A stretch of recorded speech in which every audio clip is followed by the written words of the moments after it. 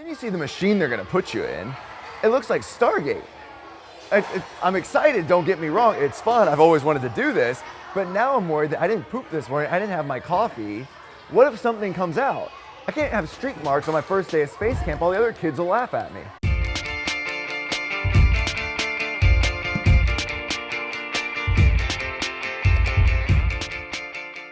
First season of Survivor aired when I was 12 years old. It's going this poorly. It's heartbreaking. You know, everyone loves an underdog story, right? Thank you. Oh! Malcolm is on a tear. Yeah! Malcolm, not messing around! I feel like I got my swag back. Malcolm wins immunity. Malcolm wins reward. Malcolm wins immunity. It really made me reconsider what I've been doing with my life for the past year, and it was a life-shaping experience for me. Viewer Brendan is asking, do you really think asking Probst to take the Flint back for fishing gear was going to work?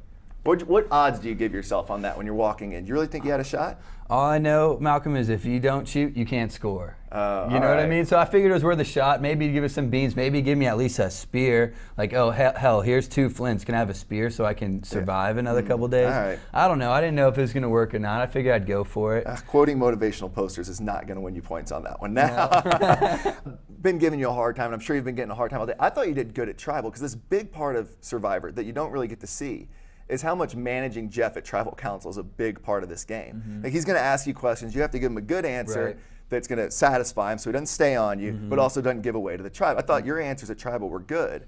Jeremy, I wish they showed the whole Tribal. Well, yeah, that's how you always feel that way. They don't get to see half what happens. Yeah. But we did see Jeremy Flip out. flip out. Today we're in Nashville, Tennessee, and we're going to try to write the next big country hit. Unfortunately, nobody on our crew has a modicum of musical talent, so we're going to turn to the real stars of this city. Random strangers on the street at 10 in the morning. Hold out your hand. Now rub a little bit harder. Wave your hands in the air, dry them out a little bit. Like I just don't care? Like you don't care. Okay. Now, smell them again. Smell corn coming through? Oh, wow. All right. Exactly what he just said is what just happened. At first you get all that really rubbing alcohol smell coming off your hands. And is it the activation of the friction, or? I have no idea why that works. Witchcraft happens. Currently at the set of one of the most iconic baseball movies of all time, The Field of Dreams, starring Kevin Costner. And it's literally right behind you right now. And it's been maintained for the past 25 years since its release in 1989. And with me is Keith Ray, who was actually here when that movie was being shot. The cornfield wall, obviously iconic. You still have people playing here to this day, which is great. Free to come out, they can play, they can hang out on the field. How many balls do you think a day get lost in that? You would not believe all the baseballs that are out there. We're walking around the parking lot at the rodeo.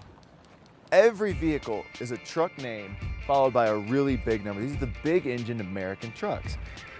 This is what they're for. It's not for looking cool in your high school parking lot. This is the backbone of America. These people depend on their trucks every day to get them to where they're going to haul their animals, their horses, their cows, steers. Don't hate on the big gas guzzlers. They're a way of life for some people.